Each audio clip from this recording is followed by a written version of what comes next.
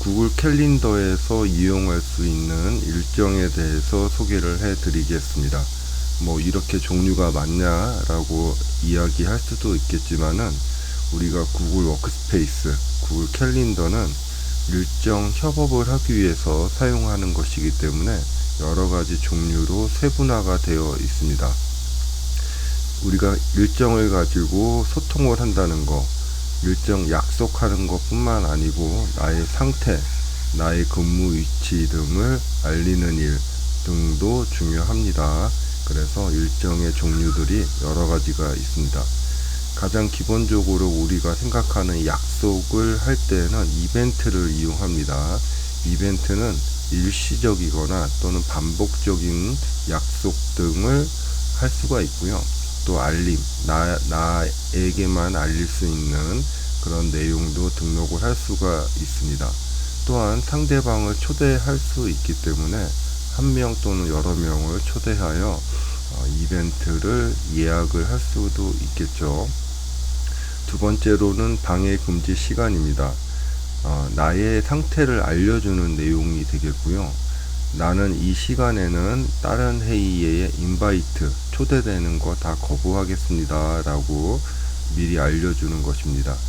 예를 들어서 회사의 집중 근무 시간 이런 내용으로 사용하시면 좋겠죠. 그래서 방해 금지 시간을 등록을 하면은 회의도 모두 거부가 되고 특히 채팅 등을 통해서 업무 집중도가 떨어지는 것을 막을 수가 있습니다.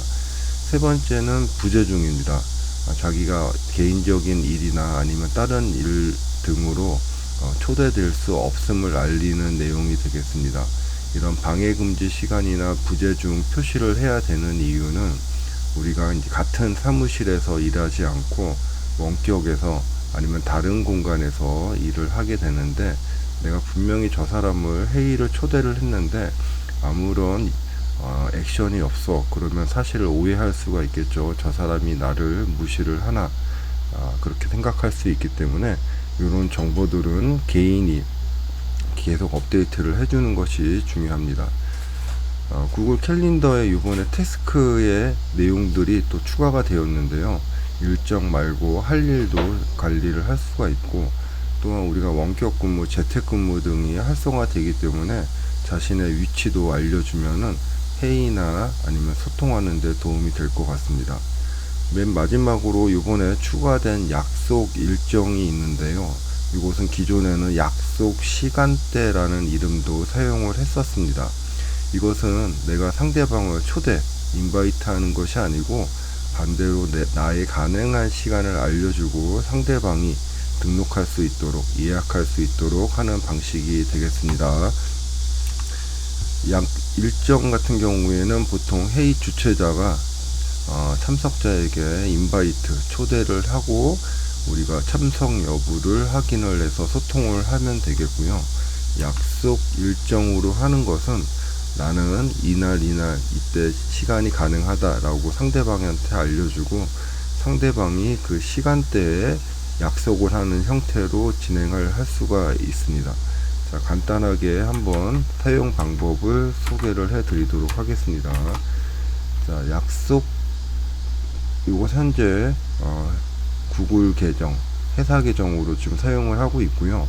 만들기는 왼쪽 상단에 여러 가지 내용들로 구성할 수가 있습니다. 가장 쉽게는 뭐 이벤트 등록 할 수가 있겠죠. 이 내용을 보시면은 이벤트 등록 밑에 이런 식으로 또 방금 드렸던 일정, 여러 가지 일정에 대해서 이렇게 등록할 수 있도록 지금 하고 있습니다. 자, 이벤트 같은 경우에는 등록을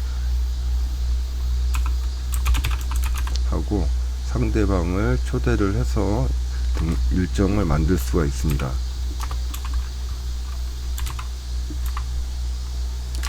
자, 같은 회사에 근무하는 분들이라면은 그렇게 리스트를 바로 볼 수가 있고요.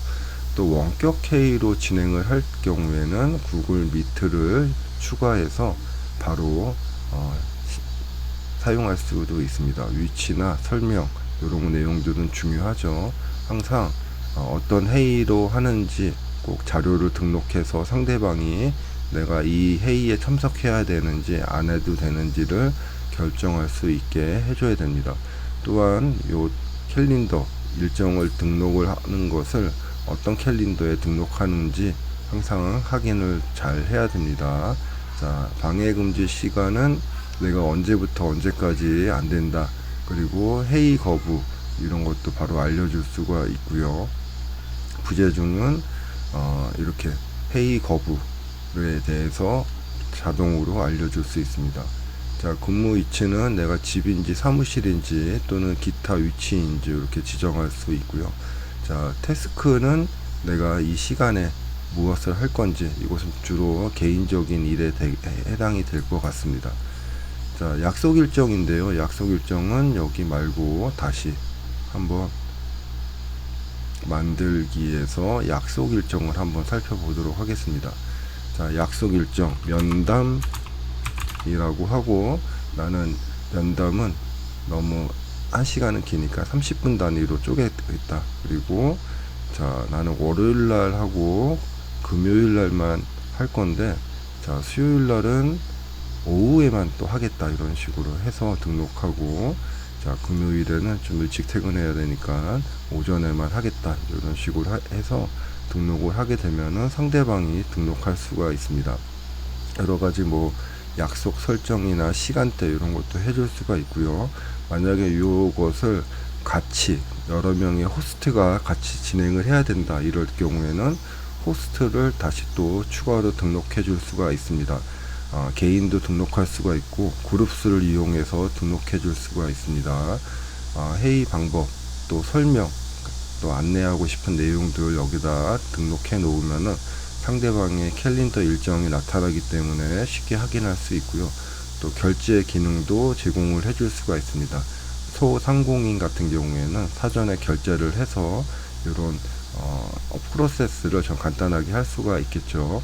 자, 저장을 하게 되면은 이런 식으로 약속 일정이 만들어지는데, 여기서 지금 보면은 약속 페이지 열기라는 방식이 있습니다. 그래서 이것을 열면은 요 URL을 가지고 우리가 다양한 데 사용할 수가 있겠죠. 예를 들어서 자, 요 것을 이용할 때 만약에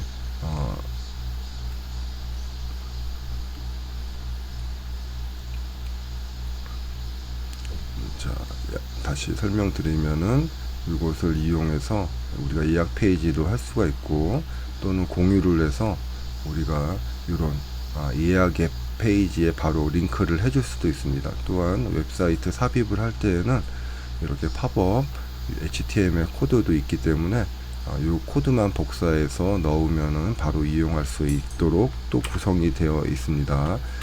약속 방법 여러 가지가 있으니까요. 여러분 환경에 맞는 거 사용해 보시고요. 이 약속 일정은 무슨 회사의 장비나 자동차 아니면 회의실 같은 데도 사용할 수 있기 때문에 활용해서 사용해 보시기 바라겠습니다.